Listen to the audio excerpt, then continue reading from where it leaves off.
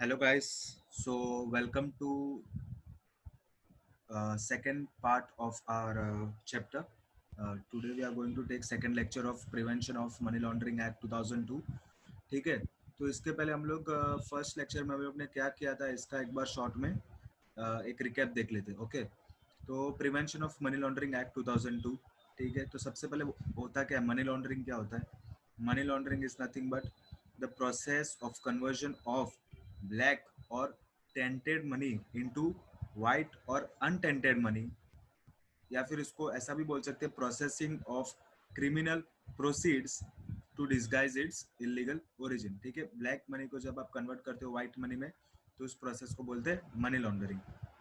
Black money क्या क्या होता है, जो इलीगल वे से कमाते हैं वो, जिसके ऊपर टैक्स पे नहीं किया होता है वो, और तीसरा इसका सोर्स आइडेंटिफाई नहीं किया होता है वो.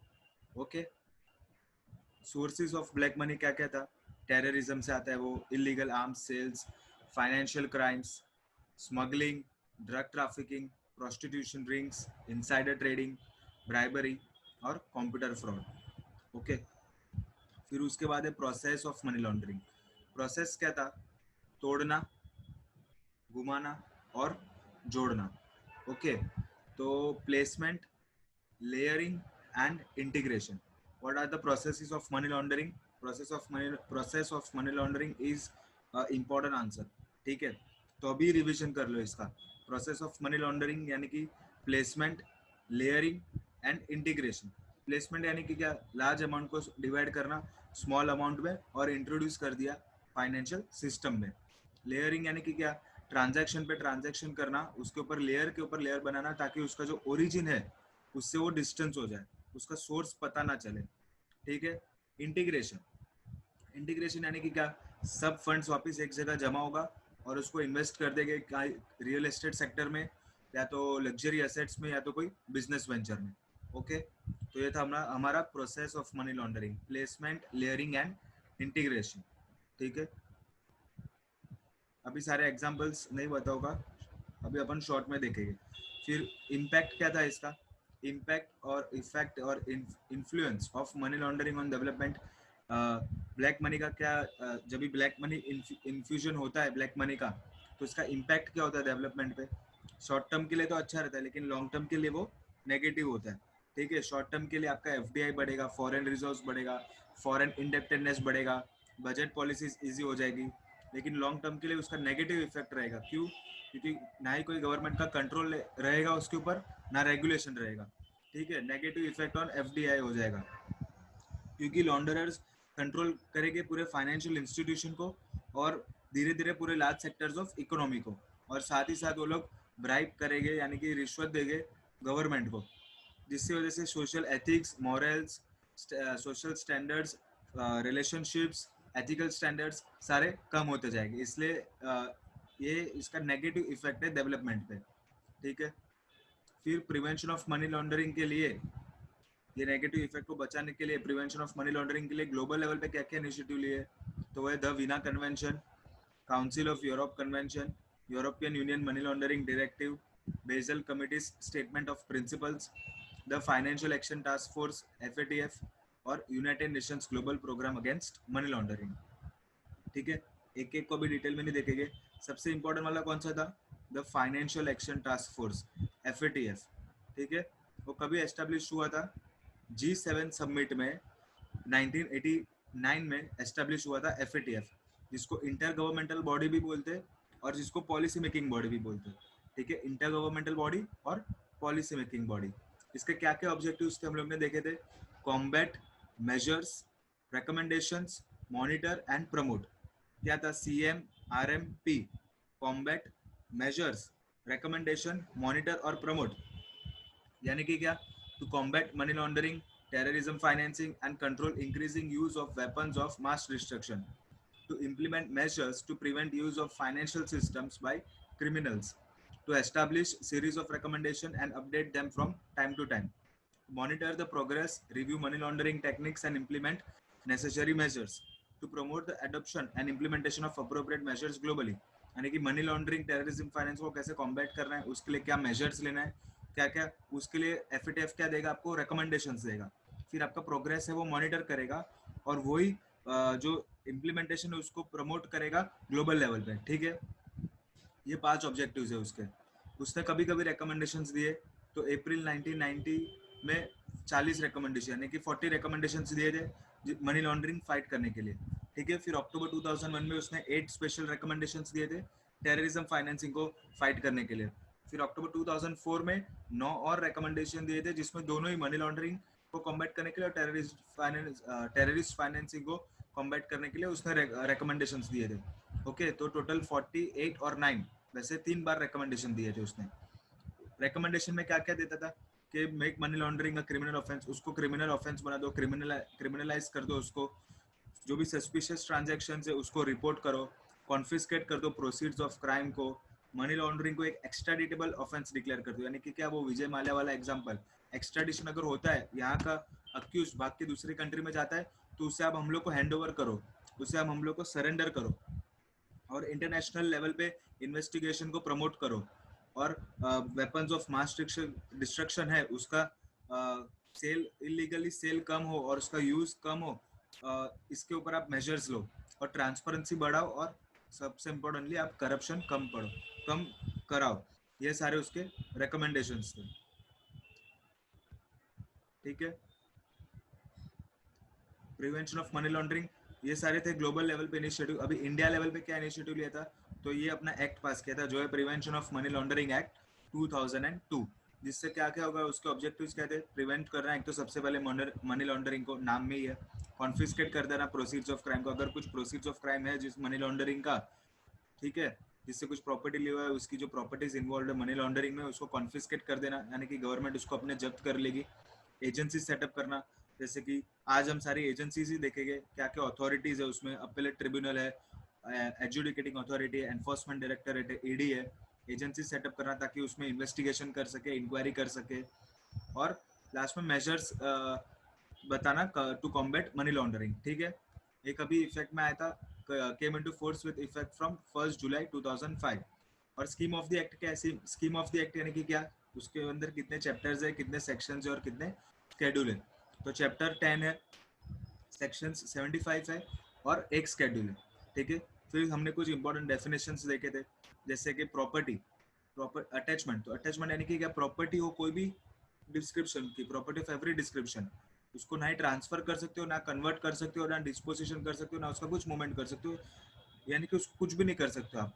प्रोसीड्स ऑफ क्राइम यानी कि क्या, प्रॉपर्टी डिराइव्ड और ऑब्टेन डायरेक्टली और indirectly as a result of criminal activity, कोई क्राइम करके आपके पास जो प्रॉपर्टी आया या फिर उसकी वैल्यू, वो है प्रोसीड्स ऑफ क्राइम।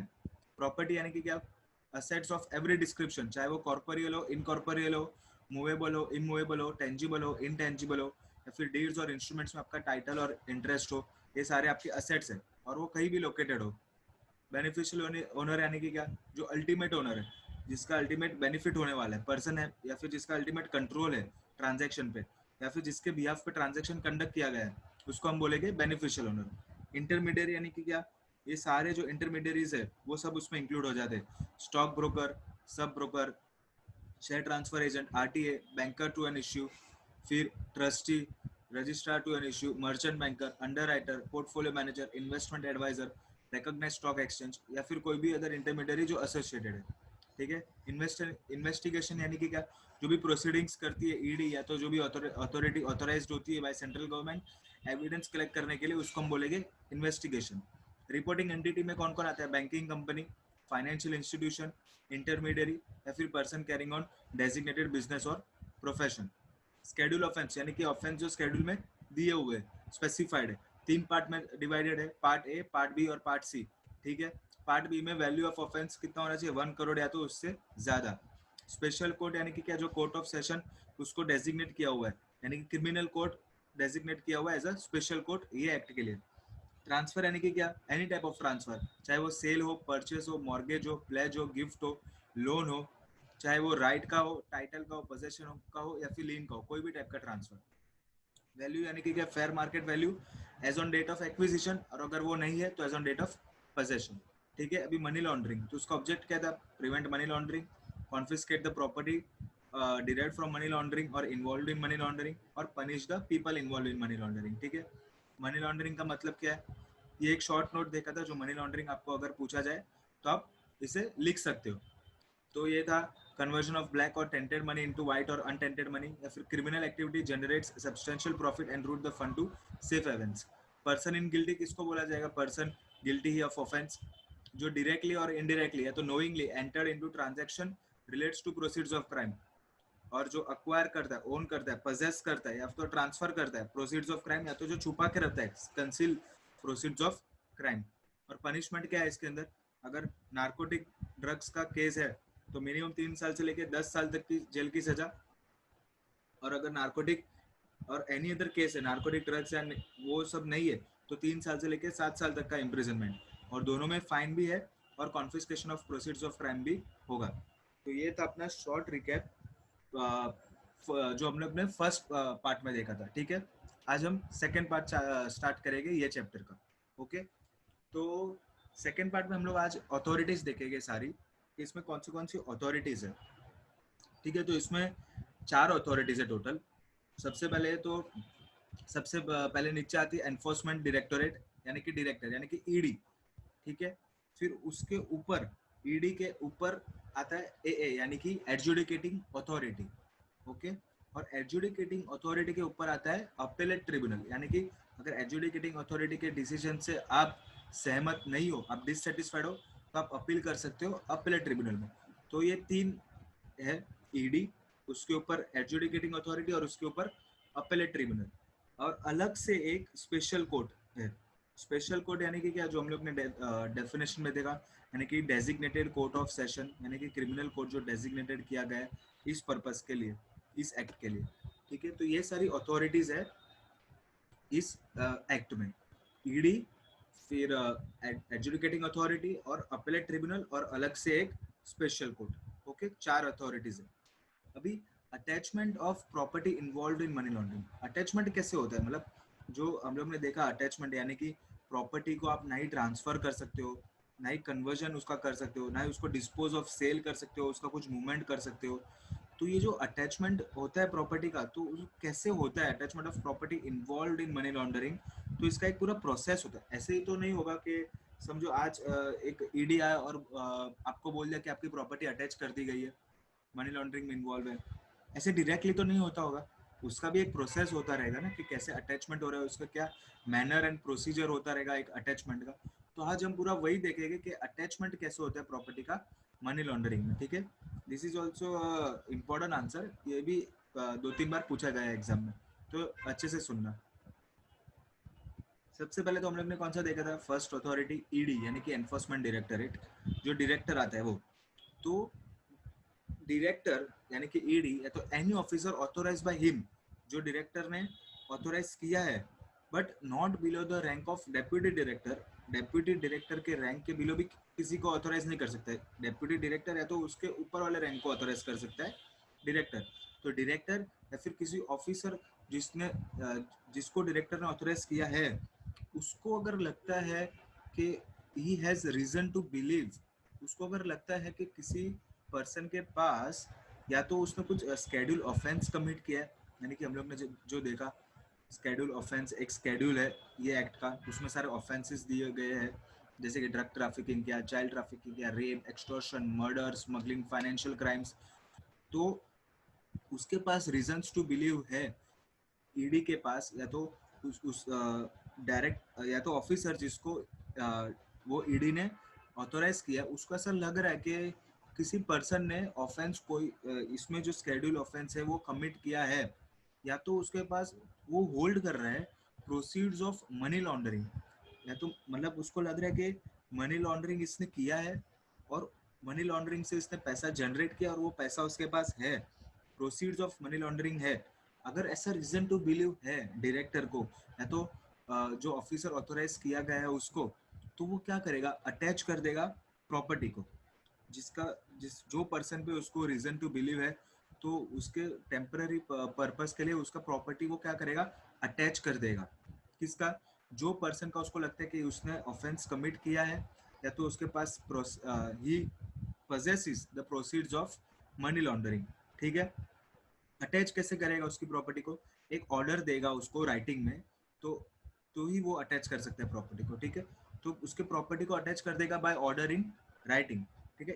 ये स्टेप बाय स्टेप, इस ये खाली आप चार्ट को देखना तो आपको आंसर आराम से समझ जाएगा और एग्जाम में भी लिखने के लिए बहुत इजी पड़ेगा, इसलिए चार्ट वाइज ही पूरा डायग्राम बनाया हुआ है। सबसे पहले डायरेक्टर या तो any officer authorised by him not below the rank of deputy director, he has reason to believe, यानी कि उसको लगता है कि कोई पर्सन ने स्केड्यूल ऑफेंस कमिट किया है या तो ही possesses proceeds of money laundering, तो उसका क्या करेगा, प्रॉपर्टी अटैच कर देगा बाय ऑर्डर इन राइटिंग, ठीक है। यहाँ तक समझा। अटैच कर देगा यानी कि मतलब क्या, जैसे कि हम लोग ने देखा, ना ही वो ट्रांसफर कर सकता है, ना ही कन्वर्जन कर सकता है, ना ही डिस्पोजिशन या तो मूवमेंट कर सकता है, ठीक है। अभी अटैच कितने टाइम तक करेगा, तो इधर बोला है अटैच 180 दिन से ज्यादा के लिए नहीं कर सकता है, for a period not exceeding 180 days, ठीक है। 180 डेज से ज्यादा के लिए वो अटैच नहीं कर सकता प्रॉपर्टी। और ये जो 180 डेज है उसमें वो जो प्रॉपर्टी जो बंदे का है, जो पर्सन का अटैच किया गया है, वो खुद तो एंजॉय कर सकता है, ठीक है। उसको खुद को एंजॉय करने में कोई भी रेस्ट्रिक्शंस नहीं है, कोई भी पाबंदी नहीं है, लेकिन वो किसी थर्ड पार्टी का इंटरेस्ट क्रिएट नहीं कर सकता।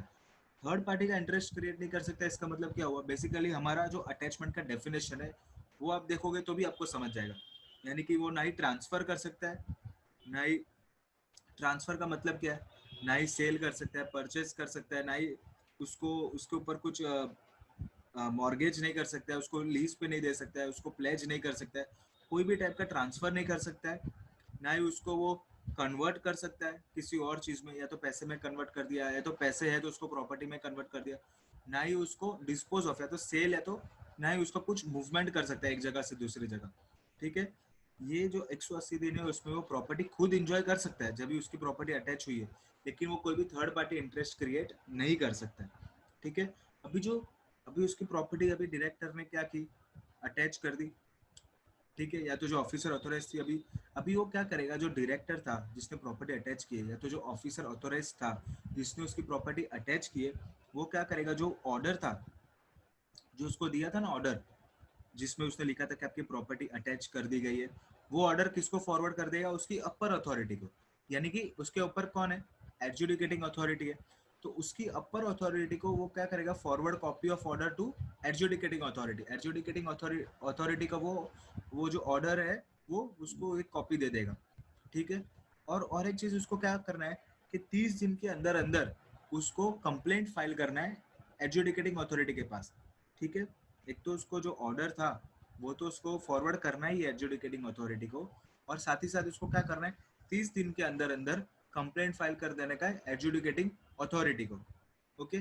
तो ईडी का काम क्या था बेसिकली यहाँ पे, ईडी का काम ये था कि सबसे पहले तो अगर उसको लगता है ईडी को, या तो उसके द्वारा जो ऑफिसर ऑथोराइज किया गया है वो, उसको लगता है ये रीजन टू बिलीव है कि कोई बंदा है जिसने कोई ऑफेंस कमिट किया है, यानी कि समझो ड्रग ट्रैफिकिंग हो गया, चाइल्ड ट्रैफिकिंग हो गया, स्मगलिंग हो गया, कोई भी टाइप का जो ऑफेंस पूरे स्केड्यूल में दिया गया है एक्ट के, तो उसको बस रीजंस टू बिलीव है कि नहीं ये बंदे ने ये ऑफेंस कमिट किया है, या फिर तो उसको लगता है कि इसके पास मनी लॉन्ड्रिंग के प्रोसीड्स पड़े हुए हैं, ठीक है। प्रोसीड्स ऑफ मनी लॉन्ड्रिंग यानी कि क्या, डायरेक्टली और indirectly property generated as a result of criminal activity करके कुछ तो उसने, या तो कुछ तो प्रोसीड्स उसने जनरेट किया मनी लॉन्ड्रिंग, और वो पजेस करता है वो, ठीक है।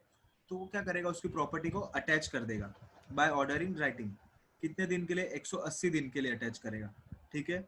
ये टाइम में वो जो पर्सन जिसका प्रॉपर्टी अटैच हुआ है वो खुद इंजॉय कर सकता है, लेकिन कोई थर्ड पार्टी का इंटरेस्ट क्रिएट नहीं कर सकता है, ठीक है। अभी अटैच कर दिया प्रॉपर्टी, अटैच करने के बाद वो क्या करेगा, उसको दो काम करने का ईडी को, एक तो सबसे पहले उसका रीजन टू बिलीव था कि कमिटेड हुआ है ऑफेंस और पजेस कर रहा है प्रोसेस ऑफ मनी लॉन्ड्रिंग, इसलिए उसने क्या कर दिया, अटैच कर दिया प्रॉपर्टी को, ठीक है। अभी वो क्या करेगा, उसके पास दो काम है, दो काम करने उसको, एक तो जो ऑर्डर है जिससे जिससे उसने अटैच किया है वो प्रॉपर्टी को, वो फॉरवर्ड कर देगा एडजुडिकेटिंग अथॉरिटी को यानी कि एए को, और सेकंड वो क्या करेगा, कंप्लेंट फाइल करना होगा उसको, ये उसके responsibility, he has to file a complaint to AA within 30 days, ठीक है। दूसरा काम है उसको कंप्लेंट फाइल करना है एए के पास यानी कि एडजुडिकेटिंग अथॉरिटी के पास विद इन 30 डेज, ठीक है। तो यहाँ पे बेसिकली ईडी का रोल खत्म हो गया। अभी क्या हो गया, कंप्लेंट किसके पास पहुंच गया, एजुडिकेटिंग अथॉरिटी के पास। तो अभी एजुडिकेटिंग अथॉरिटी का रोल स्टार्ट होगा। ठीक है, तो अभी हम देखेंगे एजुडिकेटिंग अथॉरिटी का क्या रोल है इसमें। तो एजुडिकेटिंग अथॉरिटी, तो सबसे पहले एजुडिकेटिंग अथॉरिटी का मतलब क्या है, यानी कि वन और मोर पर्सन, यानी एक या तो एक से ज्यादा पर्सन जो अपॉइंट हुए एज एजुडिकेटिंग अथॉरिटी। कौन अपॉइंट कर सकते हैं वो लोग को, central government. Central government appoint करेगा। और कैसे अपॉइंट करेगा, बाय नोटिफिकेशन। एक नोटिफिकेशन दे देगा ऑफिशियल गजट में। ठीक है, तो एजुडिकेटिंग अथॉरिटी यानी कि क्या, one or more person appointed by central government by way of notification. Okay, adjudicating authority का मतलब समझ लिया। मतलब वो लोग को अपॉइंट कर देंगे कि हाँ आप लोग एक्ट करोगे एज अ एजुडिकेटिंग अथॉरिटी। ओके, तो एजुडिकेटिंग अथॉरिटी के पास अभी हम लोग ने क्या देखा, अभी एक तो अभी कंप्लेंट फाइल कर दिया ईडी ने, किसको, एए को, एजुडिकेटिंग अथॉरिटी को। अभी कंप्लेंट फाइल हो गया एजुडिकेटिंग अथॉरिटी के पास, कंप्लेंट आ गया, तो अभी किसका रोल स्टार्ट होगा, एजुडिकेटिंग अथॉरिटी का रोल स्टार्ट होगा। तो उसका क्या रोल है बेसिकली, अभी एजुडिकेटिंग एजुडिकेटिंग अथॉरिटी को, उसको भी लग रहा है कि नहीं भाई कि even he has reason to believe कि ऑफेंस कमिट हुआ है, या तो he possesses that person who is accused, he possesses proceeds of crime, उसके पास कुछ कुछ proceeds of crime है, या फिर कोई प्रॉपर्टी है जो डायरेक्टली और इनडायरेक्टली उसने कैसे कमाई है, by way of as a result of criminal activity और वैल्यू ऑफ सच प्रॉपर्टी। तो अगर एजुडिकेटिंग अथॉरिटी के पास जब भी कंप्लेंट आता है और उससे भी लगता है इवन ही हैज रीजन के माने के नहीं वो उसने ऑफेंस कमिट किया है, या तो उसके पास प्रोसीड्स ऑफ क्राइम है, तो वो क्या करेगा, एक शो कॉज नोटिस भेजेगा। शो कॉज नोटिस कितने दिन के लिए शो कॉज नोटिस भेजेगा। ठीक है, शो कॉज नोटिस यानी बेसिकली क्या, कि आप बताओ कि हम आपकी प्रॉपर्टी को क्यों माने कि वो मनी लॉन्ड्रिंग में इन्वॉल्व नहीं है, और हम आपकी प्रॉपर्टी को क्यों, show us why should we not declare your property as involved in money laundering, या why should we not confiscate your property। तो एक शो बोलते हैं ना, आप बताओ हमको एक शो, एक रीजन बताओ, कॉज यानी कि रीजन, शो रीजन। ठीक है, उसके लिए एक नोटिस भेजेगा, शो कॉज नोटिस भेजेगा। और show cause notice not less than 30 days के लिए, यानी कि नोटिस का जो नोटिस उसके ऊपर भेजेगा वो पर्सन को, तो उसको 30 डेज में रिप्लाई करना है। तो इसका मतलब है कि 30 डेज के लिए वो एक शोकॉस नोटिस उसके ऊपर भेजेगा। तो यहाँ पे किस किस को भेजेगा, जिस पर्सन का प्रॉपर्टी अटैच हुआ है उसको, of course to that person. Second, अगर वो पर्सन किसी और पर्सन के बिहाफ पे समझो प्रॉपर्टी हेल्ड कर रहा है, ठीक है, for example in case of trustee, trustee किसके बिहाफ पे हेल्ड करता है property, on behalf of the author of the trust. ठीक है, तो अगर वो किसी, तो ऐसा ही कुछ कंडीशन है, फॉर एग्जांपल वो पर्सन किसी और पर्सन के बिहाफ पे प्रॉपर्टी होल्ड कर रहा है, तो वो पर्सन को भी नोटिस भेजेगा। और तीसरा, अगर समझो प्रॉपर्टी एक से ज्यादा नाम के, अगर उसके जॉइंट होल्डर्स है, समझो 5 जन उसको साथ में होल्ड कर रहे हैं, तो पांचों जन को नोटिस भेजेगा, पांचों जन को अलग अलग नोटिस भेजेगा। ठीक है, तो शोकोज नोटिस 30 दिन का किस किस को भेजेगा, वो पर्सन को, सबसे पहले तो उसके पास कंप्लेंट आया, अभी उसको भी लगता है कि नहीं भाई स्केड्यूल ऑफेंस कमिट हुआ है, या तो मनी लॉन्ड्रिंग इन्वॉल्व है इसमें, प्रोसीड्स ऑफ मनी लॉन्ड्रिंग वो पजेस कर रहा है, तो क्या करेगा, शो कॉज नोटिस भेजेगा 30 दिन का। किसको भेजेगा, वो पर्सन को, या तो वो पर्सन अगर किसी और के बिहाफ पे प्रॉपर्टी हेल्ड कर रहा है, तो जिसके बिहाफ पे हेल्ड कर रहा है उसको भेजेगा। ठीक है, और तीसरा किसको भेजेगा, पर्सन जॉइंटली होल्डिंग प्रॉपर्टी है, अगर जॉइंट होल्डर्स है इसके, समझो एक प्रॉपर्टी 5 जन के नाम पे है, तो पांचों जन को वो नोटिस भेजेगा। ठीक है, अभी उसने नोटिस भेज दिया, अभी नोटिस में वो क्या बोलेगा कि आप हमको बताओ कि आपके जो ये आपके पास जो पैसा है या फिर ये प्रॉपर्टी है, तो ये उसका सोर्सेज क्या है। प्रोसीड्स, अगर आप बोलते हो ये प्रोसीड्स ऑफ मनी लॉन्ड्रिंग नहीं है या तो प्रोसीड्स ऑफ क्राइम नहीं है, तो ये आपके पास पैसा कहाँ से आया। तो नॉर्मली देखो ए क्या बोलेगा, उसको एक अपॉर्चुनिटी देगा ना। ठीक है, तो उसको ऐसे ही पूछेगा कि अगर आप ये मनी लॉन्ड्रिंग में इन्वॉल्व नहीं है तो कहाँ से आया है वो बताओ, क्योंकि अगर ये किसी गलत काम के लिए इन्वॉल्व नहीं है, तो ये जो आया पैसा, वो उसके उसका कुछ रिकॉर्ड होगा, आपके पास कुछ एविडेंस तो होगा ही। ठीक है, तो हम आप हमको वो प्रूफ बताओ कि इट इज लीगल। ओके, तो क्या सबसे पहले तो क्या बोलेगा, आप इसके सोर्सेज बताओ हमको कि ये इनकम आपके पास कहाँ से आए, या तो ये अर्निंग आपके पास कहाँ से आए, या तो ये असेट का सोर्सेज क्या है, असेट आपके पास कहाँ से आए, इसके लिए पैसे आपके पास कहाँ से आए। ठीक है, फॉर एग्जाम्पल आप जॉब कर रहे हो तो आपकी सैलरी क्या है, अगर आप बिजनेस कर रहे हो तो आपका टर्नओवर क्या है। फॉर एग्जांपल समझो मैं मेरा रिटर्न फाइल करता हूँ, ठीक है, अभी उसमें सिर्फ मैं ताकि मुझे कोई टैक्स भरना ना पड़े तो मैं 2-3 लैक्स का ग्रॉस इनकम बता देता हूँ। ठीक है, तो एक साइड में 2-3 लैक्स का सिर्फ ग्रॉस इनकम बताता हूँ, और एक साइड फॉर एग्जाम्पल मेरे पास कार है और वो कार मेरे नाम पे बताता हूँ, तो कल उठ के मेरे ऊपर इंक्वायरी नहीं आ सकती कि समझो आपका तो ग्रॉस इनकम सिर्फ 2-3 लैक्स है और 10 लैक्स की कार आपके नाम पे, तो how how you manage to purchase the car. समझ रहे हो, 2-3 लाख में तो आपका खर्चा भी, अगर देखेंगे तो 2-3 लाख में तो आपका खर्चा भी निकलेगा। आपको खर्चा निकालने के समझो महीने का 10,000 भी चाहिए तो भी आपको 2-3 लाख कम पड़ेगा एक टाइम के बाद। समझ रहे हो, तो आपके पास 10 लाख कहाँ से आए गाड़ी लेने के लिए। समझ रहे हो, अभी समझो जैसे कि रिसेंटली एग्जांपल ले ये रिया चक्रवर्ती का, कितनी सारी प्रॉपर्टीज उसके नाम पे बाहर आ रही है, तो ना उतने हम ना उसने इतनी फिल्म्स की है, ना हम लोग ने उसको इतनी सारी फिल्म्स में देखा है ताकि हम मान सके कि उसके पास पैसा रहेगा तो उस जिससे उसने प्रॉपर्टी ली हो, ना उसका कुछ और ऐसा काम है। मतलब तो एनसीबी भी है और ईडी भी इन्वॉल्व है इसमें, और शायद सीबीआई भी इन्वॉल्व है, तो उसको क्वेश्चन कर रही है। और अभी शायद तक ये जो प्रिवेंशन ऑफ मनी लॉन्ड्रिंग का केस है वो भी उसके ऊपर फाइल हो रहा है कि उसने मनी लॉन्डर्ड करके, यानी कि जो ड्रग्स में उसने पैसे कमा के, मतलब समझो बाइंग फिर आगे सेलिंग करके अपर प्राइस में ऐसे कुछ पैसे कमा के उसने, मतलब बहुत सारे पैसे कमा के उससे प्रॉपर्टी ली है जो कि इलीगल है। ठीक है, तो एक स्क्रूटिनी आएगा ना आपके ऊपर कि आपके पास इतना पैसा नहीं है तो आप ये प्रॉपर्टी कैसे ले सकते हो।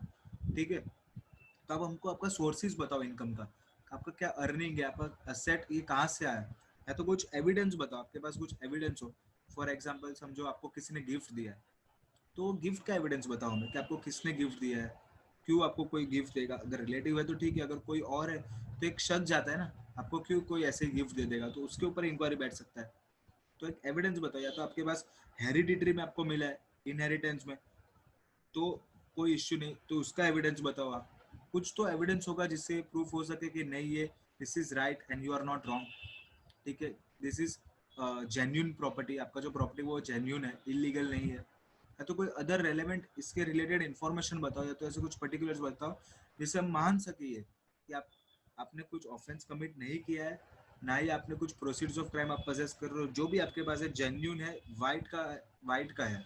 ठीक है, तो वो लोग शो कोस नोटिस भेजेंगे जिसका 30 दिन में रिप्लाई करना होगा, जिसको नोटिस गया है, तो कि ताकि वो एजुकेटिंग अथॉरिटी माने कि why should we not declare your property is involve in money laundering and why we should not confiscate your property.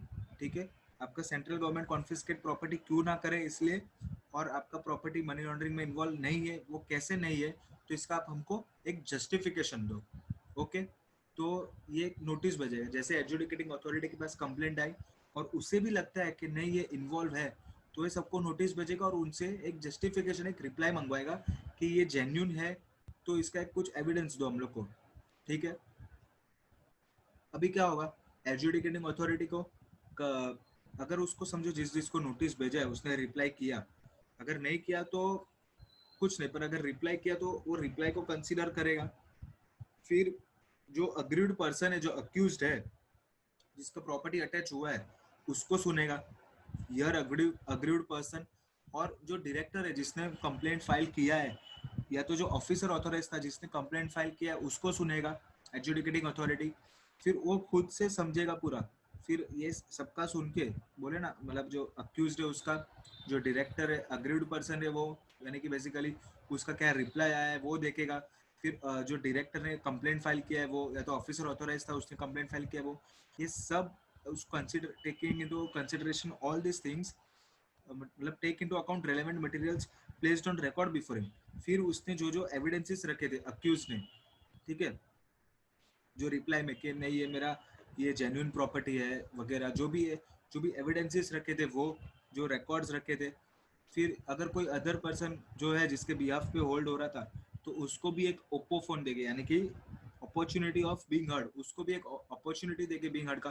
तो ये सारी चीजें करके क्या क्या करेगा, अभी उसने समझो कंप्लेंट के अगेन उस कंप्लेंट आया उसके पास, अभी उसने आगे शो कॉज नोटिस भेज दिया, शो कॉज नोटिस का उसको रिप्लाई आया, तो रिप्लाई को कंसिडर करेगा, जो अक्यूज है उसकी सुनेगा, जिसने कंप्लेंट फाइल किया यानी कि डायरेक्टर तो ऑफिसर ऑथोराइज्ड उसकी सुनेगा, और फिर जो भी रिकॉर्ड्स है यानी कि वो जो अक्यूज उसने बताया है कि जो एविडेंस बताया, जो उसके सोर्सेज बताए, वो सब देख के, और जो अगर किसी और के बिहाफ पे अगर प्रॉपर्टी हेल्ड थी, तो जिसके बिहाफ पे हेल्ड थी उसको भी एक बार अपॉर्चुनिटी ऑफ बीइंग हर्ड देके, ये सब का सुन के, मतलब सबको taking after taking into consideration all this things, वो क्या करेगा प्रॉपर्टी को, या तो दो चीज ही कर सकता है, ठीक है, या तो मनी लॉन्ड्रिंग में इन्वॉल्व है, या तो मनी लॉन्ड्रिंग में इन्वॉल्व नहीं है, वो दो ऑर्डर पास करेगा कि, या उसको लगेगा कि नहीं भाई ये तो मनी लॉन्ड्रिंग में इन्वॉल्व है, ये गलत चीज करके कमाया है पैसा,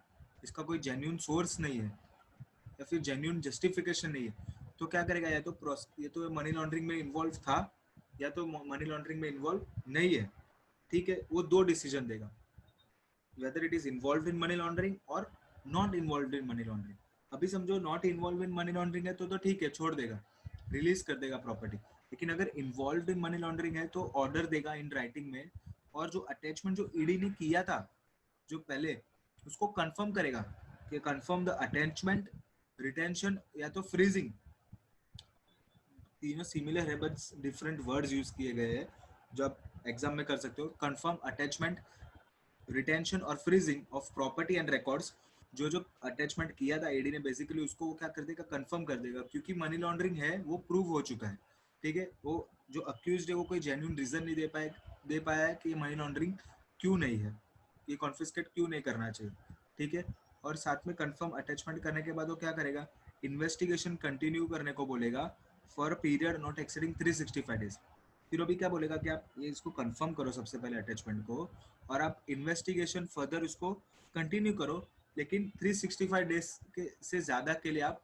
इन्वेस्टिगेशन क्या नहीं कर सकते हो, कंटिन्यू नहीं कर सकते हो, लेकिन अगर बीच में कुछ कोई कोर्ट ने पीरियड ऑफ स्टे दिया है, कोई स्टे ऑर्डर पास किया है, तो उतना पीरियड एक्सक्लूड हो जाएगा, उतना पीरियड आप और बाद में कर सकते हो 365 डेज काउंट करने के लिए, ठीक है, फॉर एग्जाम्पल 30 डेज का एक स्टे ऑर्डर आ गया था कोर्ट का, तो आप 30 डेज बाद में और आप कर सकते हो इन्वेस्टिगेशन, ठीक है, excluding the period of stay, तो जैसे ही उसके पास आ, उसने बोला कि मनी लॉन्ड्रिंग में इन्वॉल्व है, तो सबसे पहले क्या करेगा, कंफर्म करेगा अटैचमेंट को जो ईडी ने किया था वो, सेकंड कंटिन्यू करने को बोलेगा investigation but not more than 365 days excluding the period of stay, और फिर उसके बाद क्या देगा, एक फाइनल ऑर्डर देगा ऑफ कॉन्फिस्केशन, जिसमें वो कंफर्म हो जाएगा कि आपका ये प्रॉपर्टी कॉन्फिस्केट होगी, यानी कि फाइनल ऑर्डर ऑफ कंफर्मेशन देगा किसका, अटैचमेंट का, रिटेंशन या फ्रीजिंग का, ऑफ व्हाट प्रॉपर्टी और रिकॉर्ड्स।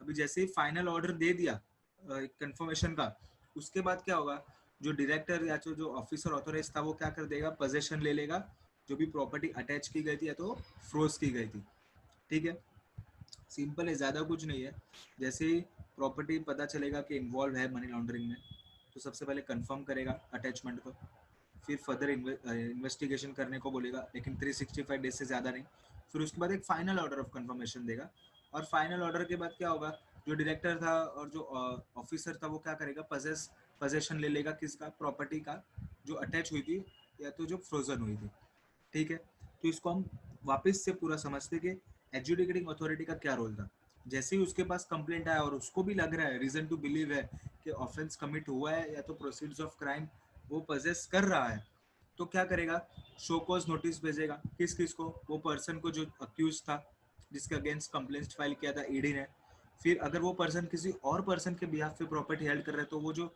जिसके बिहाफ पे हेल्ड कर रहा है उसको भी नोटिस भेजेगा, और अगर प्रॉपर्टी जॉइंट होल्डर्स है, प्रॉपर्टी में एक से ज्यादा लोग साथ में होल्ड कर रहे हैं, तो जो जो लोग होल्ड कर रहे हैं सबको नोटिस भेजेगा, और नोटिस में क्या बोलेगा कि आप आपका सोर्सेज बताओ, या आपके पास इनकम अर्निंग या असेट कहाँ से आया, एविडेंस बताओ, इससे रिलेटेड इन्फॉर्मेशन या पर्टिकुलर्स बताओ कि क्यों ये मनी लॉन्ड्रिंग में इन्वॉल्व नहीं है, और क्यों ये सेंट्रल गवर्नमेंट आपका कॉन्फिस्केट ना करे प्रॉपर्टी को, ठीक है, आपका एक जस्टिफिकेशन बताओ हमें, आपके पास कुछ प्रूफ है तो हमें बताओ, फिर जैसे ही वो रिप्लाई आ जाएगा वो अक्यूज का, और उसके आफ्टर हियरिंग द अक्यूज्ड और डायरेक्टर जिसने कंप्लेंट फाइल किया है और जो भी रिकॉर्ड्स उसने दिए अक्यूज ने और जो जिसके बिहाफ पे प्रॉपर्टी हेल्ड की गई थी उसको भी एक बार अपॉर्चुनिटी देके ऑफ बीइंग हर्ड का, ये सारी चीजें कंसिडर करने के बाद ये क्या बोलेगा, या तो प्रॉपर्टी इन्वॉल्व है मनी लॉन्ड्रिंग में या तो नहीं है। और अगर है तो एक ऑर्डर इन राइटिंग में बोलेगा कि जो अटैचमेंट आपने इनिशियली किया था जो ईडी ने उसको कंफर्म करो, उसको कंफर्म करेगा। फिर बोलेगा आप इसको और इन्वेस्टिगेशन के लिए कंटिन्यू कर सकते हो but not more than 365 days के लिए, but excluding period of stay, अगर बीच में कुछ स्टे आए तो। और फिर एक फाइनल ऑर्डर ऑफ कंफर्मेशन आएगा जिसमें क्या करेगा, डायरेक्टर पोजेशन ले लेगा जो अटैच प्रॉपर्टी थी उसकी। ठीक है, तो ये भी बहुत सिंपल है। ईडी के बाद एजुडिकेटिंग अथॉरिटी का क्या रोल है वो हम लोग ने देखा। ठीक है, ईडी उसके ऊपर एजुडिकेटिंग अथॉरिटी, ईडी का क्या रोल था, उसको अगर रीजन टू बिलीव लग रहा है कुछ शेड्यूल ऑफेंस कमिट किया है या प्रोसीड्स ऑफ क्राइम है तो क्या करेगा, प्रॉपर्टी अटैच कर देगा ऑर्डर इन राइटिंग, और क्या कर देगा वो फॉरवर्ड कर देगा जो ऑर्डर था एजुडिकेटिंग अथॉरिटी को, और 30 दिन के अंदर कंप्लेंट फाइल कर देगा एजुडिकेटिंग अथॉरिटी के पास। जैसे एजुडिकेटिंग अथॉरिटी के पास कंप्लेंट है उसको भी लग रहा है कि शेड्यूल ऑफेंस कमिट किया है या तो प्रोसीड्स ऑफ क्राइम किया है, अगर समझो उसको नहीं लग रहा है तो वो कुछ एक्शन नहीं लेगा, लेकिन उसको भी लग रहा है कि शेड्यूल ऑफेंस कमिट किया है या तो प्रोसीड्स ऑफ क्राइम पोजेस कर रहा है तो नोटिस भेजेगा तीन जन को, वो पर्सन को या तो जिसके बिहाफ पे हेल्ड कर रहा है उसको, और अगर जॉइंट होल्डर्स है तो सबको, कि आप अपना जस्टिफिकेशन दो, प्रूफ दो, आपके पास सोर्सेज दो, ये पैसे आपके पास कहाँ से आए। ठीक है, फिर सबका सुन के यानी कि उसका रिप्लाई कंसीडर करके फिर जो अक्यूज था उसको एक बार अपॉर्चुनिटी देके, फिर वो जिसके बिहाफ पे होल्ड कर रहा था उसको भी एक बार अपॉर्चुनिटी ऑफ बीइंग हर्ड देके, और जो भी रिकॉर्ड्स प्लेस करके वो सब देख के वो क्या करेगा, अपना एक फाइनल डिसीजन देगा कि ये मनी लॉन्ड्रिंग में प्रॉपर्टी इन्वॉल्व है कि नहीं है। और अगर है तो ऑर्डर इन राइटिंग में वो कंफर्म करेगा कि अटैचमेंट को जो इनिशियली जो ईडी ने किया था उसको कंफर्म करेगा अटैचमेंट को। फिर वो बोलेगा इन्वेस्टिगेशन करने को और 365 डेज के तक का टाइम देगा उनको, और फिर इन्वेस्टिगेशन होने के बाद एक फाइनल ऑर्डर ऑफ कंफर्मेशन देगा जिसमें डायरेक्टर क्या करेगा, पोजेशन ले लेगा जो प्रॉपर्टी अटैच की गई थी उसकी। ठीक है, समझा यहाँ तक? बहुत ईजी है।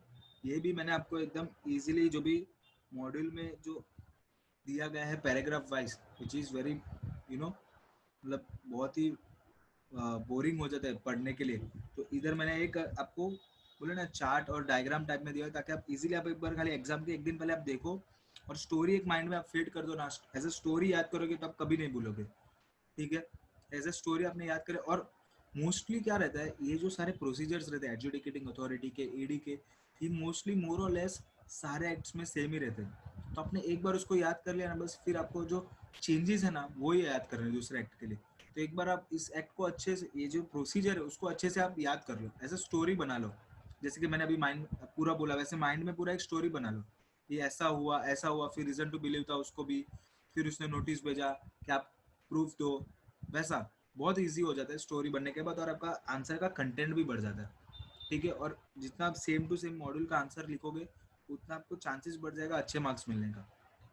ठीक है, जितना आप खुद से लिखोगे उतना आपको इतना अच्छे मार्क्स नहीं मिलेंगे ना, सिंपल है। जितना आप मॉड्यूल से रिलेटेड लिखोगे, क्योंकि सजेस्टेड आंसर्स में भी वही होता है। ठीक है, तो ये इसको एक पूरा आप स्टोरी बना लो आपके माइंड में। जैसे कि सबसे पहले ईडी था, उसको लग रहा है या तो उसके जो उसने जिसको ऑफिसर को ऑथोराइज किया उसको लग रहा है रीजन टू बिलीव कि कोई पर्सन जिसके पास जिसको कोई पर्सन ने कमिट किया शेड्यूल ऑफेंस या तो वो पजेस कर रहा है प्रोसीड्स ऑफ मनी लॉन्ड्रिंग, तो उसका क्या करेगा, प्रॉपर्टी अटैच कर देगा ऑर्डर इन राइटिंग में। ठीक है, और कितने दिन के लिए, 180 दिन के लिए, और ये टाइम तक वो जो अक्यूज्ड है इसका प्रॉपर्टी अटैच किया गया है वो खुद एंजॉय कर सकता है, लेकिन थर्ड पार्टी इंटरेस्ट क्रिएट नहीं कर सकता है। अभी वो क्या करेगा, वो फॉरवर्ड कर देगा किसको, ऑर्डर ए को उसका कॉपी, और क्या कर देगा, ए के पास 30 दिन के अंदर कंप्लेंट फाइल कर देगा।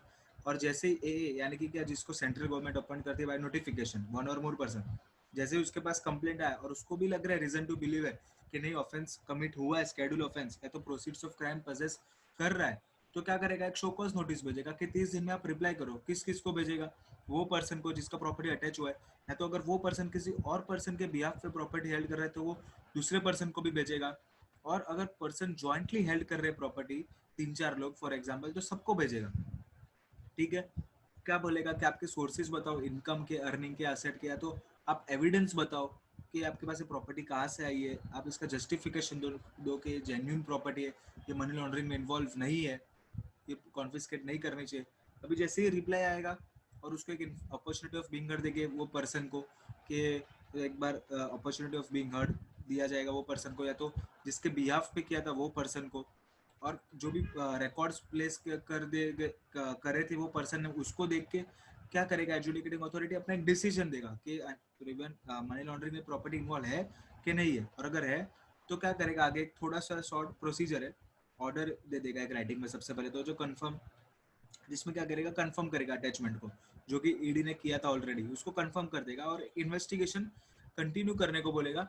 जो 365 डेज तक आप और इन्वेस्टिगेशन कर सकते हो इसके अंदर, आपको कुछ और अगर इन्वेस्टिगेशन कर रहे हैं, देखो ये ऑन फेस ऑफ जो पहले आया है उसके बिहाफ पे अगर लग रहा है तो ये बोले ना एक प्रोविजनली ऑर्डर था, ठीक है, प्रोविजनल ऑर्डर था कंफर्मेशन का, कि ऑन फेस से लग रहा है कि मनी लॉन्ड्रिंग इन्वॉल्व है, लेकिन उसको एक इन्वेस्टिगेशन करने के लिए भी एक टाइम चाहिए ना, जैसे कभी एनसीबी रिया चक्रवर्ती पे इन्वेस्टिगेशन करे तो जुडिशियल कस्टडी उसका एक्सटेंड करते जा रही, तो वो लोग को भी और टाइम चाहिए अंदर अंदर, और कितना है क्या है, तो एक टाइम दिया जाता है और इन्वेस्टिगेशन का, कि आप उससे और कुछ इन्फॉर्मेशन निकालना चाहते हो, या तो आपको लग रहा है कोई और भी इन्वॉल्व है तो सारी इन्फॉर्मेशन आप निकालना चाहते हो, ठीक है।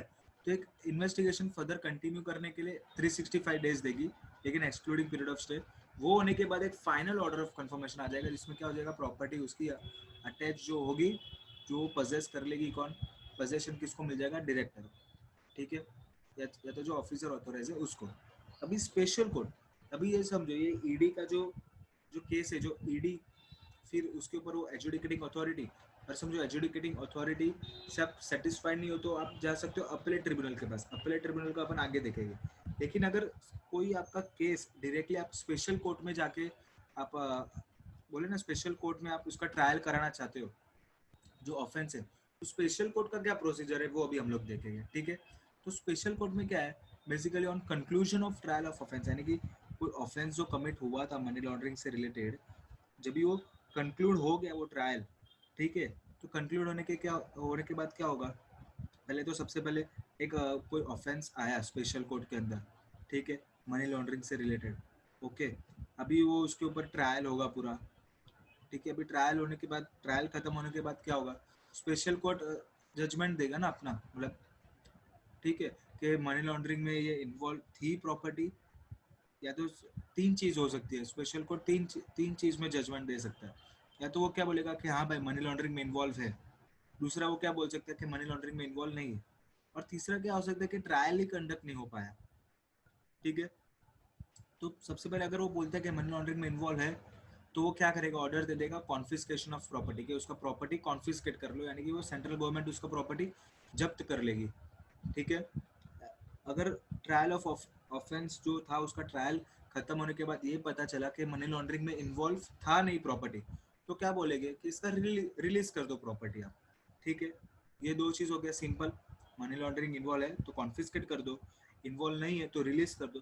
तीसरा क्या हुआ, ट्रायल कंडक्ट नहीं हो पाया, क्यों कंडक्ट नहीं हो पाया, रीजन क्या हो सकता है, जो अक्यूज था उसकी डेथ हो गई, तो ट्रायल कंडक्ट नहीं हो पाया, या तो अक्यूज ऑलरेडी किसी और चीज के लिए वो ऑफेंडर डिक्लेयर हो चुका है, किसी और चीज के लिए उसको सजा ऑलरेडी मिल चुकी है, मिल गई, इसलिए वो ट्रायल कंडक्ट नहीं हो पाया, खत्म नहीं हो पाया, या तो कोई भी और रीजन, यानी कि कोई भी और रीजन हो सकता है जिसमें ट्रायल शुरू तो हुआ था लेकिन खत्म नहीं हो पाया, ठीक है।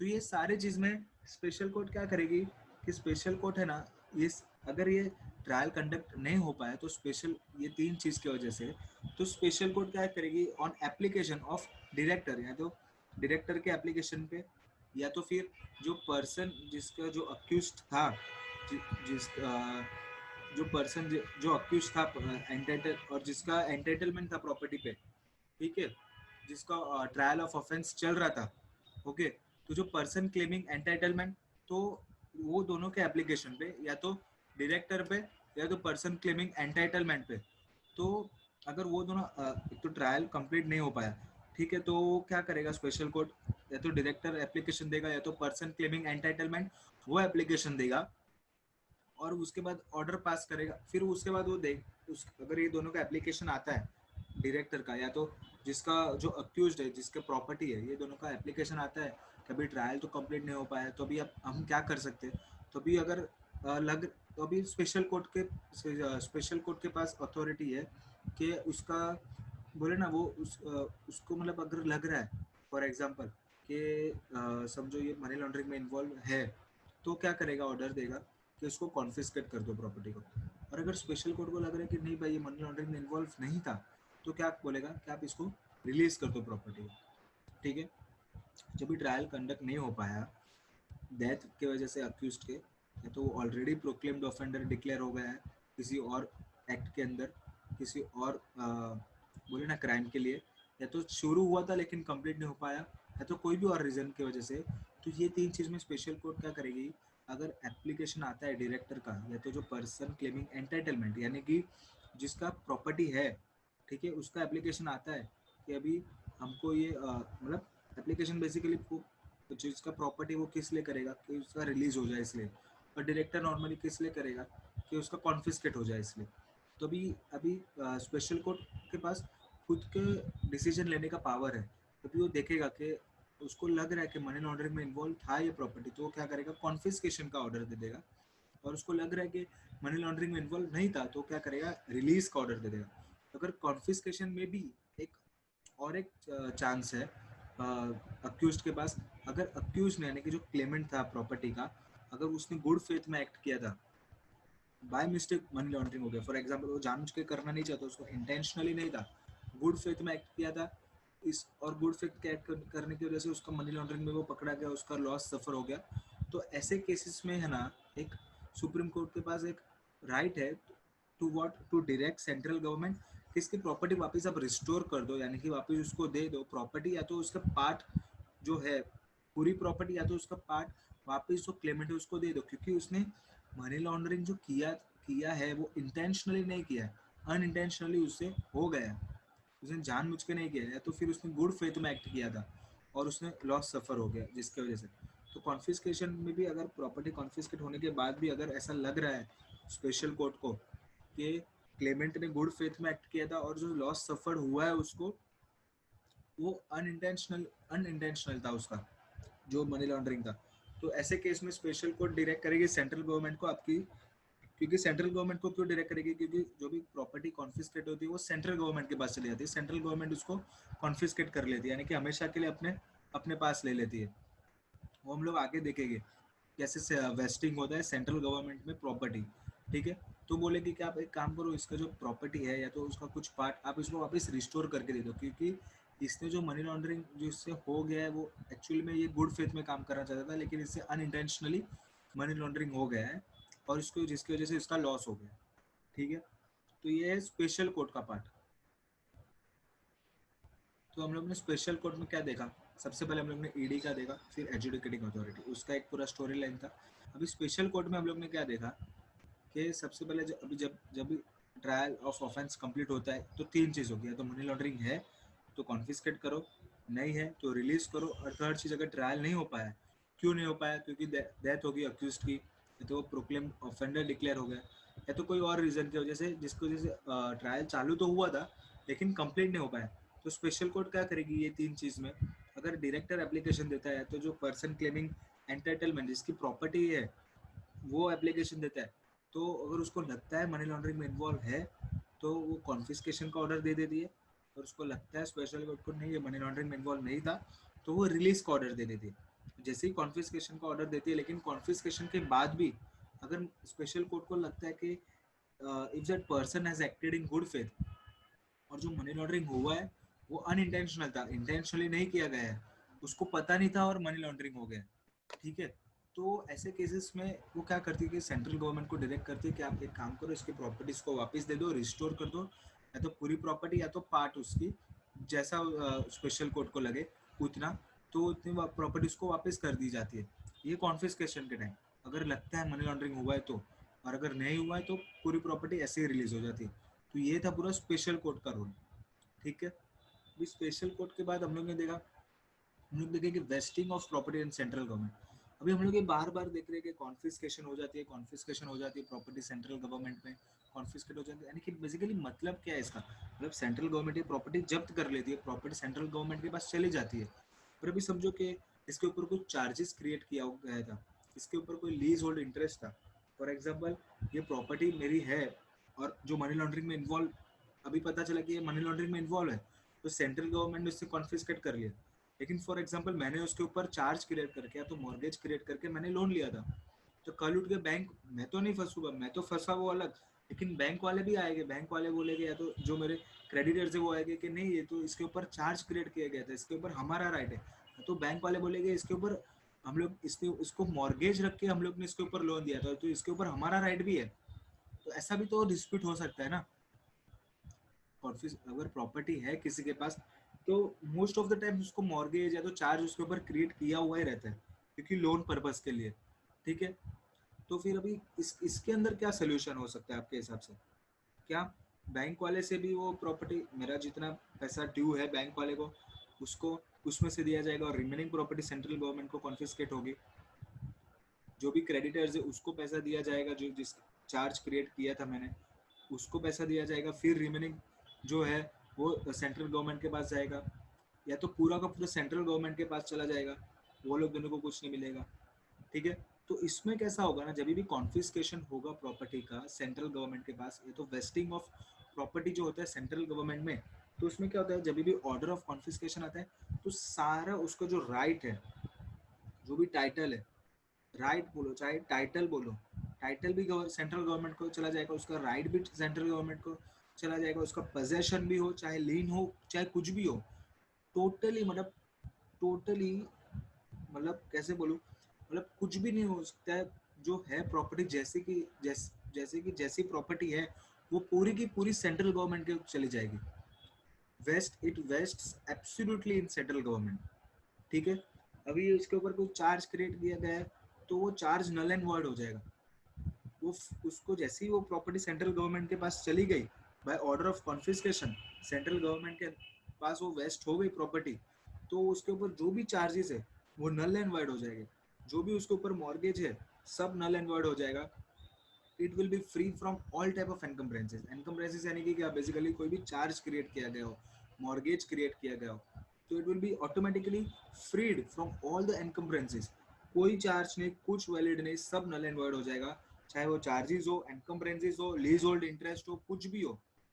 एक बार है वो पर्सन जो इंटरेस्टेड है उसको एक अपॉर्चुनिटी ऑफ बीइंग हर्ड दिया जाएगा, लेकिन उसके बाद अगर लग रहा है कि property it will vest in central government, तो वो property totally it will vest in central government with its right, title, possession, lien, चाहे कुछ भी हो, डीड्स, इंस्ट्रूमेंट्स, चाहे कुछ भी हो, कोई भी टाइप का राइट क्रिएट किया गया हो, कोई भी टाइप का थर्ड पार्टी इंटरेस्ट क्रिएट किया गया हो by way of charge, mortgage, loan, pledge, gift, कुछ भी हो, सब नल एंड वर्ड हो जाएगा। It will totally 100% pure, as a 100% pure property वो सेंट्रल गवर्नमेंट को बोले ना, वो सेंट्रल गवर्नमेंट के जब में चले जाएगी, सेंट्रल गवर्नमेंट के पास चली जाएगी, किसी को कुछ नहीं मिलेगा। तो अभी समझो अभी मेरी प्रॉपर्टी है वो सेंट्रल गवर्नमेंट के पास चली गई, तो भी मैं, अभी बैंक मेरे पास आता है कि ये प्रॉपर्टी को आपने मॉर्गेज रख के मेरे पास से लोन लिया था, तो मैं बैंक को क्या बोलूँगा कि मेरी प्रॉपर्टी तो सेंट्रल गवर्नमेंट ने ले ली। ठीक है, तो अभी मैं आपको लोन कहाँ से दूँ? आपको एक काम करना है तो जाओ सेंट्रल गवर्नमेंट के पास जाओ और वो प्रॉपर्टी को सेल करके लोन ले लो। क्या मैं ऐसे बोल सकता हूँ सेंट्रल गवर्नमेंट को? क्योंकि कल उठ के बैंक मेरे पास आएगा, समझो जिसका भी प्रॉपर्टी इन्वॉल्व है मनी लॉन्ड्रिंग में, तो कल उठ के क्या करेगा, जैसे उसका प्रॉपर्टी सेंट्रल गवर्नमेंट कॉन्फिस्केट कर लेगा तो वो अपने हाथ ऊपर कर लेगा कि भाई मेरे पास तो अभी वो प्रॉपर्टी है ही नहीं, वो प्रॉपर्टी पे पैसा था, तो अभी पैसा तो वो तुम मेरे पास से ले नहीं सकते हो। प्रॉपर्टी पे था तो मैंने पैसा नहीं भरा, तो आप प्रॉपर्टी से ले लो, प्रॉपर्टी जिसके पास है उससे ले लो, है ना। वो भी तो ऐसा बोल सकते हैं जो अक्यूज्ड है वो। लेकिन इसमें तो क्लियरली बोला गया है अगर वो प्रॉपर्टी पे कोई भी एनकम्ब्रेंसेस था यानी कि चार्ज था, मॉर्गेज था, तो जो पर्सन था जिसका प्रॉपर्टी कॉन्फिस्केट किया गया है वो कोई भी लायबिलिटी से डिस्चार्ज नहीं होगा, यानी कि उसकी लायबिलिटी अभी भी कंटिन्यू रहेगी। मतलब मेरी प्रॉपर्टी कॉन्फिस्केट गवर्नमेंट ने कर ली, तो भी लाइबिलिटी तो मेरी कंटिन्यू रहेगी। अभी मुझे किसी और वे से, कोई और सोर्सेज से मुझे खुद के पैसे निकाल के भी बैंक को देने पड़ेंगे या फिर मेरे क्रेडिटर को देने पड़ेंगे। यानी कि जिसका मनी लॉन्ड्रिंग के अंदर प्रॉपर्टी जो पर्सन का गया है और जिसका प्रॉपर्टी कॉन्फिस्केट कर लिया सेंट्रल गवर्नमेंट ने, तो उसके ऊपर जो लायबिलिटी क्रिएट करी गई थी बाय वे ऑफ मॉर्गेज या फिर चार्ज, तो वो ऐसा नहीं बोल सकते कि अभी वो प्रॉपर्टी सेंट्रल गवर्नमेंट ने कॉन्फिस्केट कर ली है तो मेरी लायबिलिटी हट गई है। वो लायबिलिटी उसके ऊपर still it is continued on him, वो अभी भी लायबल है उसके लिए, और उसको लायबिलिटी डिस्चार्ज करनी पड़ेगी जिसको भी वो लायबल है, चाहे उसके क्रेडिटर को, चाहे बैंक वाले को, किसी को भी। वो लायबिलिटी अभी भी कंटिन्यू है। वो ऐसा नहीं बोल सकता कि मेरी प्रॉपर्टी अभी सेंट्रल गवर्नमेंट के पास चली गई। इसमें क्लियरली नोट दिया गया हुआ है, any person will not discharge of its liability in respect of such encumbrances. जो भी एनकम्बरेंसेस क्रिएट किए गए हैं by way of charges, loan, mortgage, pledge, whatever, वो अभी भी लायबल है और उसको अभी भी पे करना होगा बैंक को, या फिर जिसके पास से क्रेडिटर है, जिसके पास उसने चार्ज क्रिएट करवाया था। ऐसा नहीं, he will not be discharge of its liability, liable, he is still liable for it. और अगर वो ऐसा नहीं करता है तो जो उसके क्रेडिटर्स है, जो बैंक है, वो उसके ऊपर एक केस फाइल कर सकते हैं। कौन सा केस फाइल कर सकते हैं? तो वो है सूट फॉर डैमेजेस। मतलब जो जो भी डैमेज हुआ है ये बंदे के वजह से, वो बैंक को या तो क्रेडिटर को वो डैमेज रेक्टिफाई करने के लिए, या तो डैमेज बोले ना, वो डैमेजेस जो भी हुए वो बैंक को, तो उसके ऊपर सूट फाइल कर सकते हैं कि हम लोग को ये डैमेज हुआ है तो आप हमको कंपेंसेट करके दो। ठीक है, तो इसमें रास्ता भी बताया कि कैसे होगा। तो जो बैंक है, जो क्रेडिटर है, जिसने चार्ज क्रिएट किया था, जिसके बेसिस पे उसको लोन मिला था, तो सूट फॉर डैमेजेस फाइल करेगी। कौन सा सूट फॉर डैमेजेस? वो पर्सन पे, और सारा वो अपना जो भी पैसा है, जो प्रॉपर्टी है, उसको रिकवर कर सकती है वो बंदे से, not from that property but from any other property of his. ठीक है, ये था wasting of property in central government. ठीक है, सिंपल है, सिंपल था बेसिकली। अगर आप शॉर्ट में देखोगे ना, तो 100% जो भी अगर ऑर्डर ऑफ कॉन्फिस्केशन आया है तो सेंट्रल गवर्नमेंट के पास प्रॉपर्टी चली जाएगी 110% विथ, बोले ना, एकदम प्योर गोल्ड की तरह, प्योर प्योर एकदम, उसके ऊपर कोई दाग नहीं है, किसी का कुछ हक नहीं, नो राइट, टाइटल, इंटरेस्ट, किसी का भी कुछ भी नहीं। जो भी है अब सेंट्रल गवर्नमेंट का इसका होल एंड सोल मालिक है। ठीक है, और अभी जो भी वो इनकम प्रेस उसके ऊपर चार्ज क्रिएट किए गए थे, तो भी वो पर्सन को, उसके क्रेडिटर्स को या तो बैंक को किसी और वैसे पैसा देना होगा, वो स्टिल लायबल। और अगर वो नहीं दे रहा है तो वो लोग इसके ऊपर सूट फॉर डैमेजेस का क्लेम, सूट फाइल कर सकते हैं, केस फाइल कर सकते हैं। ठीक है, ऐसे होता है vesting of property in central government. Okay, हम लोग ने क्या देखा सबसे पहले? ईडी, एनफोर्समेंट डायरेक्टर का। फिर देखा एजुकेटिंग अथॉरिटी, वो लोग का पूरा एक साथ में स्टोरी लाइन था। अगर कुछ any, if they have reason to believe, अगर कोई भी ऑफेंस कमिट हुआ है या तो कोई पोजेस कर रहे प्रोसीजर ऑफ क्राइम, तो क्या प्रोसीजर होगा। फिर स्पेशल कोर्ट का प्रोसीजर हम लोग ने देखा कैसे होगा, स्पेशल कोर्ट का देखा। ठीक है, फिर अभी हम लोग ने क्या देखा, वेस्टिंग ऑफ प्रॉपर्टी कैसे होता है सेंट्रल गवर्नमेंट में, जो हम लोग बोलते हैं ना कॉन्फिस्केशन होता है, कॉन्फिस्केशन होता है, तो कैसे होता है वो हम लोग ने देखा। अभी हम लोग क्या देखेंगे, obligations of banking companies, financial institutions and intermediaries. ये सब क्या है? हम लोग ने इंपॉर्टेंट डेफिनेशंस में एक डेफिनेशन देखा था रिपोर्टिंग एंटिटी का। रिपोर्टिंग एंटिटी यानी कि क्या? Banking companies, financial institutions, intermediaries और person carrying on designated business और प्रोफेशन। यानी कि बेसिकली रिपोर्टिंग एंटिटीज का क्या ऑब्लिगेशन। अभी हम लोग ने स्टार्टिंग से देखा है ना कि मनी लॉन्डर होने में, ब्लैक से वाइट होने में, वेदर नोइंगली और अननोइंगली, चाहे जानबूझ के हो या अनजाने में, कहीं ना कहीं बैंक का ही हाथ है इसमें। क्योंकि ब्लैक मनी को वाइट मनी में कन्वर्ट करने के लिए उसको बैंक में आना पड़ेगा, या तो फाइनेंशियल इंस्टीट्यूशन में आना पड़ेगा, फाइनेंशियल सिस्टम में इंट्रोड्यूस होने के लिए। तो कहीं ना कहीं बैंक्स इसमें बहुत बड़ा रोल प्ले करते हैं, चाहे जाने में, जानबूझ के या अनजाने, बैंक से ही होता तो ब्लैक मनी वाइट बैंक से ही। तो क्या किया इस एक्ट ने, कुछ ऑब्लिगेशंस दे दिया, यानी कि कुछ रिस्पॉन्सिबिलिटीज दे दी ये बैंकिंग कंपनीज को, ताकि हम लोग डायरेक्टली हम इसके ऊपर ही ऑब्लिगेशन डाले तो बैंक मनी लॉन्ड्रिंग को कम कर सके। जैसे कि बैंक ऑफ बड़ौदा का केस हुआ था जो मनी लॉन्ड्रिंग का, उसमें सबसे बड़ा मिस्टेक क्या हुआ था, जो भी यहाँ से सारा फंड्स जो रूट हो रहा था टैक्स हेवन कंट्री यानी कि मॉरिशस में, तो बाद में पता चला कि सारा मॉरिशस में रूट हो रहा है फंड, लेकिन उसको ट्रेस नहीं कर पा रहे। क्यों? क्योंकि कोई भी कस्टमर का प्रॉपर आइडेंटिफिकेशन नहीं लिया था, यानी कि केवाईसी नहीं लिया गया था। कौन कस्टमर क्या है, कि किस कस्टमर ने किसके नाम से हुआ है, कुछ पता नहीं चल रहा था। ना उसका आधार कार्ड, ना पैन कार्ड, ना फोटो आइडेंटिटी, ना एड्रेस प्रूफ, कैसे उसको ट्रेस किया जाए। तो अगर ऐसे सारे रेगुलेशंस लाए गए हम लोग, तो it will B hard on the part of launderers also, and it will be easy on the part of economy also to trace down the money launderers। ठीक है, तो ऑब्लिगेशन क्या क्या है, बैंकिंग कंपनीज, फाइनेंशियल इंस्टीट्यूशंस और intermediaries, ये सब क्या है, रिपोर्टिंग एंटिटीज है। तो इसके ऊपर क्या ऑब्लिगेशन दी है ये एक्ट ने, कि सबसे पहले तो आप जो भी ट्रांजेक्शन्स होते हैं, अभी बैंक्स में क्या होते हैं, एवरी मिनट ट्रांजेक्शन होता है, चाहे वो डिपॉजिट का हो, चाहे वो विड्रॉल का हो, चाहे वो चेक डिपॉजिट हो, कैश डिपॉजिट हो, चाहे वो एक अकाउंट से दूसरे अकाउंट में ट्रांसफर हो रहा हो, एवरी मिनट ऑलमोस्ट, मतलब बोले ना पूरे दिन ट्रांजेक्शन चलता रहता है। पूरा दिन वो लोग का काम ही होता है ट्रांजेक्शन करना। तो वो लोग को क्या बोले, आपको रिकॉर्ड्स मेंटेन करने of each and every transaction, to maintain record of all transaction. जो भी ट्रांजेक्शन आपके बैंक में हो रहे हैं, वो सारे ट्रांजेक्शन को आपको रिकॉर्ड करना है। ठीक है, क्यों रिकॉर्ड करना है, कल उठ के किसी को ट्रेस करना है, कल किसी के ऊपर केस फाइल हो रहा है, तो उसका ट्रांजेक्शन देख सकते हो, किस किसके साथ ट्रांजेक्शन कर रहा था, कितने अमाउंट का ट्रांजेक्शन कर रहा था, कितने वैल्यू का ट्रांजेक्शन कर रहा था, क्या नेचर था उसका ट्रांजेक्शन का, क्या उसका करेंसी था ट्रांजेक्शन का। उससे केस सॉल्व करने में और आसानी हो जाती है ना, कि उसके कौन से लिंक्स थे, किस किस को मनी ट्रांसफर कर रहा था, किस किस के अकाउंट से उसको पैसा आ रहा था। समझ रहे हो? तो आप एक काम करो, सारे ट्रांजेक्शन्स को आप रिकॉर्ड करो according to information technology act भी, आईटी एक्ट भी आप देखोगे, आईटी एक्ट 2000, तो उसके अकॉर्डिंग में जो आईटी से रिलेटेड जो भी इंफॉर्मेशन होती है, जो इंफॉर्मेशन टेक्नोलॉजी से रिलेटेड इंफॉर्मेशन, यानी कि इंफॉर्मेशन यानी कि रिकॉर्ड्स की, और टेक्नोलॉजी से रिलेटेड जो ऑनलाइन सारी जो रहती है, तो वो सबको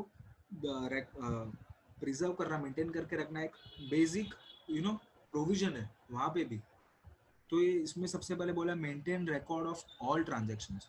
फिर दूसरा इसका क्या ऑब्लिगेशन दिया है, इसके इसके ऊपर क्या रिस्पॉन्सिबिलिटी है, to furnish to director information relating to transactions along with its nature and value. अगर कल उठ के आपके पास ईडी कोई इंफॉर्मेशन मांगता है किसी पर्सन की, फॉर एग्जांपल अभी समझो रिया चक्रवर्ती का केस ले लो, अभी उसका बैंक्स के जो ट्रांजेक्शन्स सारे बाहर आ रहे हैं, कि उसने कुछ इतने पैसे का ये ड्रग्स लिया, या तो सुशांत के क्रेडिट कार्ड से वो ड्रग्स ले दी थी। तो अभी कल उठ के अभी उसके सारे बैंकिंग ट्रांजेक्शन्स चेक करने हैं, तो अभी हम लोग को पता करना है कि इसने कब कब किसको कितना पैसा दिया। तो भी हम लोग बैंक के पास जाएंगे और वो हम लोग को बोलेगी कि नहीं, हम लोग नहीं देंगे, कि कॉन्फिडेंशियल है, या फिर हम लोग के कस्टमर का प्राइवेसी ही ब्रीच होता है। तो ऐसा नहीं है, ये बैंक का ऑब्लिगेशन है कि अगर कोई कोई भी ऐरा गैरा मांगे तो नहीं, लेकिन अगर एग्जीक्यूटिव डायरेक्ट एनफोर्समेंट डायरेक्टर मांग रहा है, ईडी आपके पास कुछ इन्फॉर्मेशन मांग रहा है, तो ये आपका ऑब्लिगेशन है, आपकी रेस्पॉन्सिबिलिटी है that you have to furnish to director information relating to जो भी ट्रांजेक्शन किए गए उसने, along with its nature of transaction, कौन से टाइप का ट्रांजेक्शन था, और उसके कितने वैल्यू, कितने अमाउंट का ट्रांजेक्शन था, जो भी ट्रांजेक्शन से रिलेटेड इंफॉर्मेशन है, अगर वो ईडी आपके पास मांग रहा है, कोई अथॉरिटी आपके पास मांग रही है, तो आपको उसको फर्निश करना पड़ेगा। इसलिए तो हम लोग उसको रिकॉर्ड में प्रिजर्व कर रहे हैं ना, ताकि कल उठ के किसी को ट्रेस डाउन करना हो तो हम लोग वो रिकॉर्ड्स चेक कर सकें।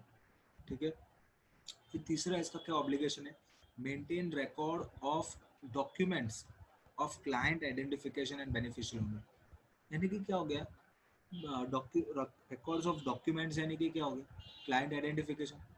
एक क्लाइंट नया आया बैंक में अकाउंट खुलाने, तो क्लाइंट आइडेंटिफिकेशन के बेसिक नाम पे, यानी कि क्लाइंट आइडेंटिफिकेशन का मतलब क्या है, केवाईसी, नो योर कस्टमर।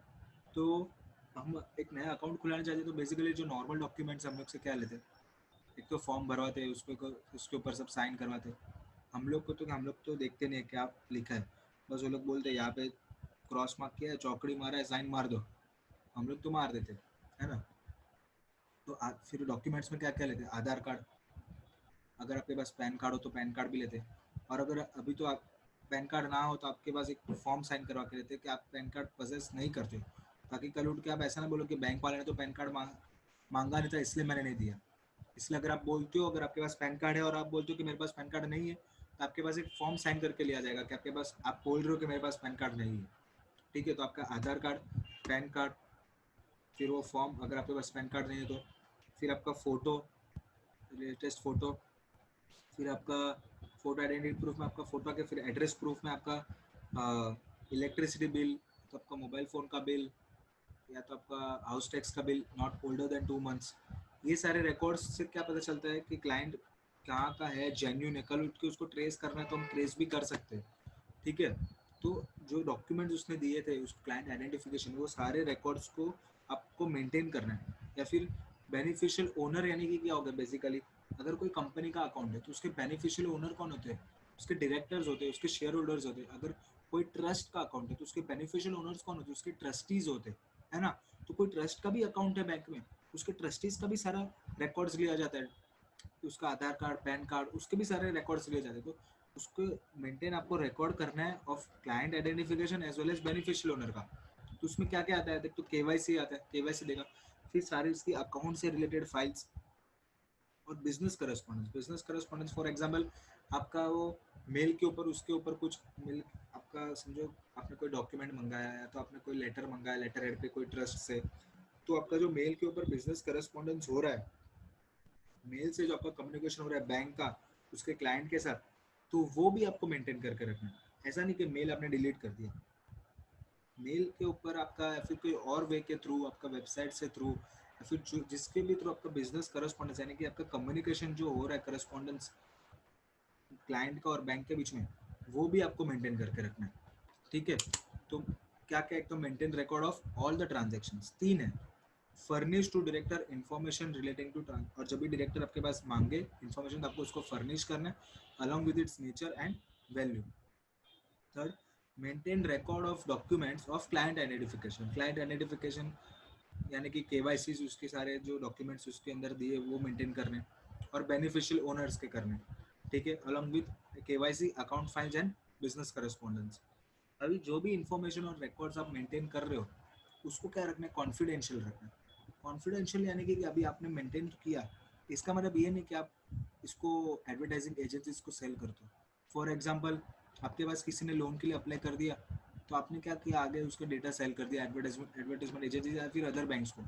तो जैसे आपके एक बैंक में लोन के लिए अप्लाई करते हो, तो आपको 10 बैंक का फ़ोन आता है कि आपको लोन चाहिए सर। तो ये सब चीज़ आपको नहीं करनी, वो चीज़ को, वो डेटा को आपको कॉन्फिडेंशियल रखना है। भी कोई अच्छा क्लाइंट रहता है, इसका हैवी डिपॉजिट रहता है, या तो वो ज़्यादा लोन रहता है, तो उसका डेटा सेल कर देते हैं लोग दूसरे बैंक्स को, या तो एडवर्टाइजिंग एजेंसीज को। फिर आपको फ़ोन आता रहता है कि सर आपको लोन चाहिए, आपको क्रेडिट कार्ड चाहिए। ये सब लोन ऐसे थोड़ी ना आते हैं, अरे ये सब फ़ोन ऐसे थोड़ी ना आते हैं।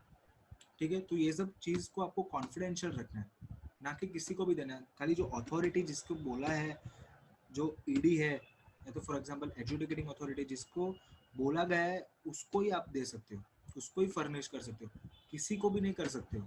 वो सारा क्लाइंट का इंफॉर्मेशन, क्लाइंट का प्राइवेसी है, तो उसको आपको कॉन्फिडेंशियल रखना है।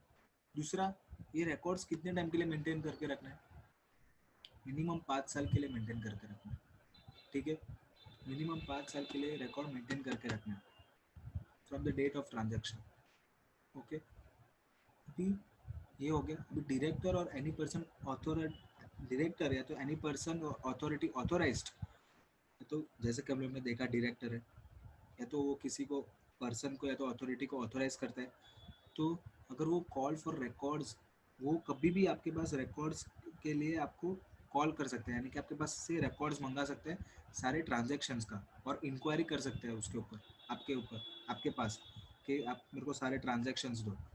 ठीक है, यानी कि डायरेक्टर है, जो जैसे कि हम लोग ने आगे भी देखा, पहले भी देखा, डायरेक्टर या तो कोई भी अथॉरिटी जो ऑथोराइज है, कोई भी पर्सन ऑथोराइज है, जो तो आपके पास से क्या, जो भी आपने रिकॉर्ड मेंटेन करके रखे, जो ट्रांजैक्शंस का रिकॉर्ड मेंटेन करके रखा है, वो रिकॉर्ड आपके पास से वो मंगा सकता है कभी भी, वो उसके पास राइट है, और वो इंक्वायरी भी कर सकता है, ठीक है। लेकिन अगर तभी उसको पता चले कि नहीं, कि ये रिपोर्टिंग एंटिटी ने रिकॉर्ड्स मेंटेन ही नहीं किए, they have failed to maintain और रिटेन रिकॉर्ड्स, जब भी उस समझो उसने, या तो जब भी रिकॉर्ड मंगाया तभी आप रिकॉर्ड दे नहीं पाए, तभी उनको पता चला कि यू हैव, कि आपने मेंटेन ही नहीं किया रिकॉर्ड, या तो ऐसे ही उन्होंने कभी इंक्वायरी की आपके ऊपर कि देखने के लिए कि आप रिकॉर्ड मेंटेन करते हो कि नहीं करते हो, और तभी उनको पता चला कि आप तो रिकॉर्ड मेंटेन करते नहीं हो जैसे बोला गया है, ठीक है। तो इफ रिपोर्टिंग एंटिटी यानी कि बैंकिंग, फाइनेंशियल इंस्टीट्यूशंस और इंटरमीडियरीज, उनको लगता है कि आपने रिकॉर्ड मेंटेन नहीं किया, you have failed to maintain और रिटेन रिकॉर्ड्स, तो डायरेक्टर जो रहता है, ED, executive enforcement director, enforcement directorate, वो क्या करेगा, बाय ऑर्डर आपको फाइन, आपके ऊपर फाइन लेवी कर सकता है, किसके ऊपर, रिपोर्टिंग एंटिटी के ऊपर। अगर आप रिपोर्टिंग एंटिटी फेल है, रिपोर्टिंग एंटिटी ने रिकॉर्ड्स मेंटेन नहीं किए हैं, तो उसके ऊपर फाइन मार सकता है, कौन मार सकता है, ईडी फाइन मार सकता है, ठीक है, बाय ऑर्डर उसके ऊपर फाइन मार सकता है, ओके। और अभी जो ये जो हम लोग ने देखा रिपोर्टिंग एंटिटी को, ये जो सारे रिकॉर्ड्स मेंटेन करके रखने होते हैं, ट्रांजैक्शंस के फर्निश करने होते हैं डायरेक्टर को वगैरह, तो सेंट्रल गवर्नमेंट है ना, किसी कोई कोई रिपोर्टिंग एंटिटी है तो कोई particular class of reporting entity, कोई क्लास बोल दो, अलग अलग क्लास होती है रिपोर्टिंग एंटिटी की, ठीक है। फॉर एग्जाम्पल इंटरमीडियरीज है तो अलग अलग टाइप की इंटरमीडियरीज है, तो सबको एक अलग अलग क्लास बोलेगे ना रिपोर्टिंग एंटिटी के। फॉर एग्जाम्पल एक स्टॉक ब्रोकर क्लास हो गया, एक सब ब्रोकर क्लास हो गया, तो सेंट्रल गवर्नमेंट के पास ये राइट है, वो एग्जेम्प्ट कर सकती है कोई भी रिपोर्टिंग एंटिटी, पर्टिकुलर एक रिपोर्टिंग एंटिटी या तो कोई क्लास ऑफ रिपोर्टिंग एंटिटी को, टू फ्रॉम दिस प्रोविजन, यानी कि वो प्रोविजन के अकॉर्डिंग एक्ट ना करे, यानी कि बेसिकली क्या, कि अगर वो रिकॉर्ड्स मेंटेन नहीं करेगा तो चलेगा, शॉर्ट में बोले तो सेंट्रल गवर्नमेंट क्या कर सकती है, एग्जेम्प्ट कर सकती है एक पर्टिकुलर रिपोर्टिंग एंटिटी को या क्लास ऑफ रिपोर्टिंग एंटिटी को, कि आप ये प्रोविजन के अकॉर्डिंग एक्ट नहीं करोगे, आप रिकॉर्ड्स मेंटेन नहीं करोगे, तो इट्स ओके, चलेगा आपके ऊपर, ना ही फाइन कुछ लेवी होगा, कोई फाइन लेवी नहीं होगा, हम आपको एग्जेम्प्ट करते हैं इस प्रोविजन से, ओके। दूसरा क्या, CG in consultation with RBI may direct the procedure and manner of maintenance and furnishing of information. तो क्या है, सेंट्रल गवर्नमेंट है ना, आरबीआई को कंसल्ट करके एक मैनर बनाएगा या तो एक प्रोसीजर बनेगा, क्या चीज़ का, ये सारे जो इंफॉर्मेशन जो मेंटेन करने हैं, तो उसका एक पर्टिकुलर सिस्टम बनाएगा कि क्या पैटर्न में आपको मेंटेन करने, क्या कैसे मेंटेन करने, तो उसका नेचर, वैल्यू, करेंसी इन्वॉल्व, क्या क्या आपको मेंटेन करना है, और अगर आपको कल उसको फर्निश करने को बोला है किसी अथॉरिटी को, तो कैसे उसको फर्निश करना है, तो उसका एक पूरा प्रोसीजर, उसका मैनर एक वो लोग बना के आपको डायरेक्ट रिपोर्टिंग एंटिटी को डायरेक्ट कर सकते हैं, कौन, तो CG in consultation with RBI, central government in consultation RBI के साथ मिलके एक ऐसा पैटर्न तैयार कर सकता है जिसमें वो लोग प्रोसीजर और मैनर बताएंगे कि कैसे आपको मेंटेन करना है इंफॉर्मेशन को और कैसे उसको फर्निश करना है, ठीक है। तो ये सारा किस में आ जाता है, ऑब्लिगेशन ऑफ इसका रिपोर्टिंग एंटिटीज का, यानी कि बैंकिंग कंपनीज, फाइनेंशियल इंस्टीट्यूशंस और इंटरमीडियरीज का, ठीक है। तो रिपोर्टिंग एंटिटीज में कौन कौन है, बैंकिंग कंपनी, फाइनेंशियल इंस्टीट्यूशन और इंटरमीडियरीज, इन लोगों को रिकॉर्ड सारे ट्रांजेक्शन्स के मेंटेन करने हैं, अगर डायरेक्टर उनके पास मांगे तो उसको फर्निश करना है along with nature and value, सारे कस्टमर्स का केवाईसी, बिजनेस कॉरेस्पॉन्डेंस सब कुछ रिकॉर्ड करना है, उसको कॉन्फिडेंशियल रखना है, मिनिमम 5 साल तक मेंटेन करना है, और अगर डायरेक्टर मांगे तो उसको वो ट्रांजेक्शन्स उसको देना है, मतलब उसको रिकॉर्ड्स देने हैं, और वो इंक्वायरी भी कर सकता है, और अगर आप reporting entity has failed to maintain the records, तो डायरेक्टर उसको फाइन भी लेवी कर सकता है, ठीक है। और सेंट्रल गवर्नमेंट कोई कोई रिपोर्टिंग एंटिटी या क्लास ऑफ रिपोर्टिंग एंटिटी को एग्जाम्प्ट कर सकता है इस प्रोविजन से, और इन कंसल्टेशन विद आरबीआई आपको डायरेक्ट कर सकता है प्रोसीजर और manner of maintenance and furnishing of information, okay, cool, easy है। तो आज हम लोग ने सबसे पहले क्या देखा, एक शॉर्ट में देख लेंगे हम लोग। सबसे पहले हम लोग ने देखा अथॉरिटीज क्या क्या इस एक्ट के अंदर, ईडी, उसके ऊपर एजुकेटिंग अथॉरिटी, और उसके ऊपर अपीलेट ट्रिब्यूनल अलग से स्पेशल कोर्ट। ईडी को अगर लग रहा है कि किसी पर्सन ने ऑफेंस कमिट किया है, शॉर्ट में हम लोग फटाफट प्रोसीजर देखते हैं, ईडी को लग रहा है किसी पर्सन ने ऑफेंस कमिट किया है तो प्रोसेस कर रहा है प्रोसेस ऑफ मनी लॉन्ड्रिंग, तो क्या करेगा, उसको प्रॉपर्टी को अटैच कर देगा, अटैच करेगा बाय ऑर्डर इन राइटिंग, कितने दिन के लिए? 180 दिन के लिए। इस 180 दिन में प्रॉपर्टी क्या कर सकता है? एंजॉय कर सकता है, yes. Third party interest create कर सकता है, नो। फिर क्या करेगा वो? कॉपी ऑफ ऑर्डर किसको फॉरवर्ड करेगा? एडजुडिकेटिंग अथॉरिटी को। और क्या करेगा? कंप्लेंट फाइल करेगा with in 30 days adjudicating authority के पास। एडजुडिकेटिंग अथॉरिटी की यानी कि क्या? One or more person appointed by central government by notification. आप भी मेरे साथ इसको रिवाइज कर लो और इधर ही याद कर लो। One or more person appointed by central government by notification. अभी क्या हो गया? एडजुडिकेटिंग अथॉरिटी के पास क्या आ गया? कंप्लेंट आ गया। अभी उसको भी लग रहा है रीजन टू बिलीव कि ऑफेंस कमिट हुआ है या तो पोजेस कर रहा है प्रोसीड्स ऑफ मनी लॉन्ड्रिंग, तो शो कॉज नोटिस भेजेगा जिसका 30 दिन में रिप्लाई करना होगा। किस किस को भेजेगा? वो पर्सन को जो अक्यूज है वो, या तो जो पर्सन किसी और के बिहाफ पे प्रॉपर्टी हेल्ड कर रहा है तो वो दूसरे पर्सन को जिसके बिहाफ पे हेल्ड कर रहा है, या तो जॉइंट ओनर्स है इसके, तो सबको जो जो ओनर्स है सबको शो कॉज नोटिस भेजेगा। उसमें क्या बोलेगा? आप इसके सोर्सेज बताओ आपके प्रॉपर्टी का, आपका इनकम अर्निंग असेट का है तो एविडेंस बताओ कि प्रॉपर्टी जेन्यून है, इसका जस्टिफिकेशन बताओ कि ये प्रॉपर्टी इन्वॉल्व नहीं है मनी लॉन्ड्रिंग में, इसको कॉन्फिस्केट नहीं करना चाहिए। तो जैसे उसका रिप्लाई आएगा और वो अग्रीड पर्सन और जो पर्सन जिसके बिहाफ फेल किया था उसको अपॉर्चुनिटी देगा हर्ड का, अपॉर्चुनिटी ऑफ बीइंग हर्ड देगी, एक ओप्पो फंड देगी यानी कि, और डायरेक्टर को सुनेंगे या तो जिसने कंप्लेंट फाइल किया उसकी सुनेंगे, और जो भी मटेरियल्स जो प्लेस्ड ऑन रिकॉर्ड है उसको take into account, relevant materials placed on record before him. उसके बाद क्या करेगा वो? जजमेंट देगा कि मनी लॉन्ड्रिंग में प्रॉपर्टी इन्वॉल्व है या तो नहीं है, और अगर है तो वापिस वो ऑर्डर इन राइटिंग में देगा। क्या देगा कि इसको कंफर्म करो अटैचमेंट को, जो भी अटैचमेंट ईडी ने किया है उसको फर्दर कंटिन्यू करो इन्वेस्टिगेशन 365 डेज के लिए एक्सक्लूडिंग पीरियड ऑफ स्टे। फिर एक फाइनल ऑर्डर ऑफ कंफर्मेशन आएगा जिसमें क्या हो जाएगा? पोजेशन, जो प्रॉपर्टी अटैच की गई है वो डायरेक्टर को पोजेशन, तो ऑफिसर ऑथराइज को पोजेशन मिल जाएगा। अभी स्पेशल कोर्ट का क्या? जैसे ही ट्रायल ऑफ ऑफेंस का कंक्लूजन हुआ तो तीन चीज होगा, या तो मनी लॉन्ड्रिंग में इन्वॉल्व है ऐसा डिसीजन आएगा तो कॉन्फिस्केट कर दो प्रॉपर्टी को, मनी लॉन्ड्रिंग में इन्वॉल्व नहीं है ऐसा डिसीजन आएगा तो रिलीज कर दो। और ट्रायल ही कंडक्ट नहीं हो पाया। क्यों नहीं हो पाया? क्योंकि अक्यूज की डेथ हो गई, या तो प्रोक्लेम ऑफेंडर डिक्लेयर हो गया, या तो कोई और रीजन की वजह से ट्रायल कंडक्ट शुरू हुआ था लेकिन कंप्लीट नहीं हो पाया। तो ऐसे केस में स्पेशल कोर्ट क्या करेगा? अगर उसके पास एप्लीकेशन आता है डायरेक्टर का, या तो जो अक्यूज्ड पर्सन है, जो person who is claiming entitlement, तो वो क्या करेगी? खुद के बेसिस पर डिसीजन लेगी और बोलेगी या तो ऑर्डर से या तो कॉन्फिस्केट करेगी प्रॉपर्टी, या तो रिलीज कर देगी। और कॉन्फिस्केट में अगर उसको लगता है कि जो मनी लॉन्ड्रिंग हुआ है, जो अक्यूज्ड पर्सन है, जो person who is claiming entitlement, तो उसने वो जानबूझ के नहीं किया है, अनजाने में उससे अनइंटेंशनली उससे मनी लॉन्ड्रिंग हो गया है। उसने तो गुड फेथ में एक्ट किया था लेकिन अनइंटेंशनली हो गया, उसकी वजह से उसको लॉस हो रहा है। तो वो क्या करेगी? सेंट्रल गवर्नमेंट को डायरेक्ट करेगी आप इसका प्रॉपर्टी या पार्ट ऑफ प्रॉपर्टी उसको रिस्टोर करके यानी कि उसको वापस दे दो। जब भी wasting of property central government में होता है यानी कि ऑर्डर ऑफ कॉन्फिस्केशन थ्रू, तो वो कैसे होता है? ऑल राइट्स एंड टाइटल के साथ होता है। कोई भी एनकम्बरेंसेस उसके ऊपर नहीं रहते, जो भी रहते वो सारे फ्री हो जाते हैं, free from all encumbrances and leasehold interest. कोई भी एनकम्बरेंसेस उसके ऊपर नहीं रहता है, चाहे वो मॉर्गेज हो, चार्जेस हो, कोई भी हो। अगर उसके ऊपर कोई भी एनकम्बरेंसेस है तो it gets free from all encumbrances. लेकिन जो वो पर्सन जिसका लायबिलिटी था उसका लायबिलिटी स्टिल कंटिन्यू रहेगा, उसको डिस्चार्ज करना पड़ेगा अपने बैंक को या तो अपने क्रेडिटर को, ठीक है। और डिस्चार्ज नहीं करता है तो उसके ऊपर सूट फॉर डैमेजेस का केस हो सकता है, ठीक है। तो ऐसे होता है vesting of property in central government, totally with right, title, possession, lien, each and everything, सब कुछ वेस्ट हो जाएगा, free from all encumbrances. Central government के नाम पे पूरी प्रॉपर्टी जब्त हो जाएगी, अब फिर वो किसी को भी नहीं मिलेगी। फिर ऑब्लिगेशन क्या है रिपोर्टिंग एंटिटीज का? कि रिकॉर्ड मेंटेन करो ट्रांजैक्शंस के, डायरेक्टर जब भी मानते तभी उनको फर्निश करो, क्लाइंट का केवाईसी मेंटेन करो, सारे रिकॉर्ड्स कॉन्फिडेंशियल रखो, 5 साल के लिए मेंटेन करो। जब भी डायरेक्टर या ऑफिसर ऑथोराइज कोई भी है, जो आप अथॉरिटी कोई भी ऑथोराइज है आपके पास रिकॉर्ड्स मांगती है तो उनको प्रोवाइड करो। वो लोग आपके ऊपर रिकॉर्ड्स की इंक्वायरी भी कर सकते हैं आपके इधर रिकॉर्ड्स के अंदर।